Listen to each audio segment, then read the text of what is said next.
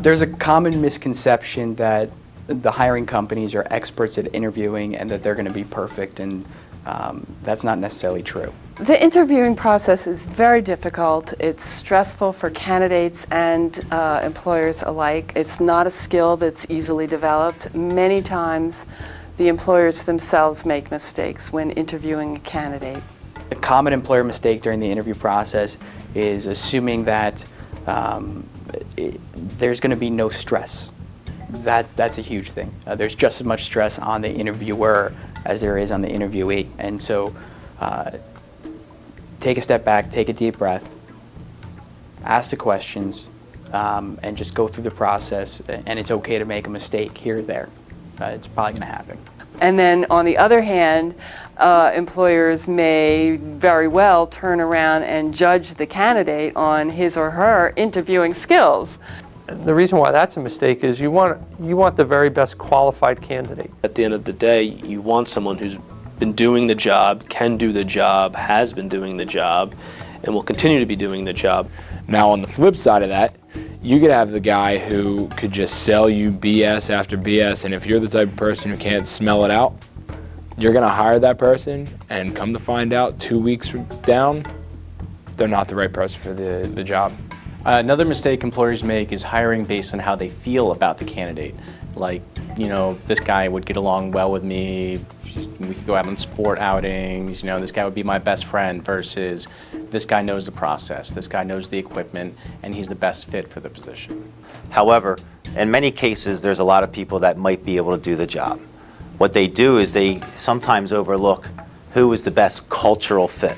The fact is that every company has a culture. You have different levels of people, and you have people that hopefully are working in an environment that's conducive to everyone that's there. And you need to take those things into consideration. If you don't, you're setting yourself up for failure or a bad hire. And one of the things that I believe we do is we try to make the clients aware of the intangibles that the person may bring or doesn't bring that they're looking for. One of the things that we can do to help is we'll actually help our hiring managers or our HR departments write questions to interview people. We'll take the notes that we have from our decision makers and say, okay, well, you're looking for X, Y, Z. Why don't we ask intelligent questions that will help, rule in and rule out people that do and don't have that experience. One of the mistakes that employers make is asking questions that are irrelevant to the job, to the candidate, or to pretty much anything at all. They need to be asking the questions of what machines have you been using, what programs have you been designing with, exactly what they have at their office that's going to help them accomplish their goals, to make sure that the candidate can come in and is familiar with all those machines, programs, or whatever the case may be.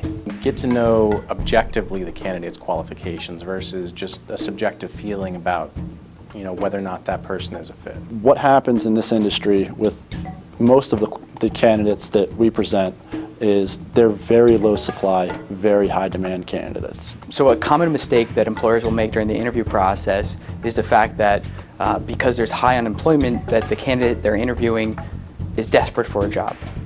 This could be detrimental because it can come across as, well, I have this job. And it's almost like jump through all these fiery hoops so you can get the job. Whereas it should be, wow, I really need an individual that has X, Y, and Z, and this guy has X, Y, and Z. I want this guy. They'll flip it around and make it as, oh, well, you need me, not that I need you. So it could be detrimental. Another common interview mistake that companies make is they don't sell the candidate on their company. They think that they are in control and that they have the power and that they have the greatest opportunity to offer. You want the company to give reasons why the candidate should come work there, why it's a great place to work, why it's a great job, why it's a great hiring manager. You want the company to get the candidate excited about the position. We let them know what the candidate is looking for specifically, so that way they can highlight that during the conversation. What the candidates tend to be looking for and what it is about their operation and their opportunity that the candidates were interested in.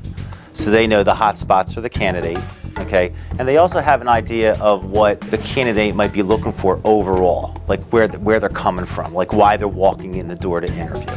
Sometimes employers will even oversell a position by inflating the salary or saying the position has more responsibilities than it actually does, essentially telling the candidate what they want to hear.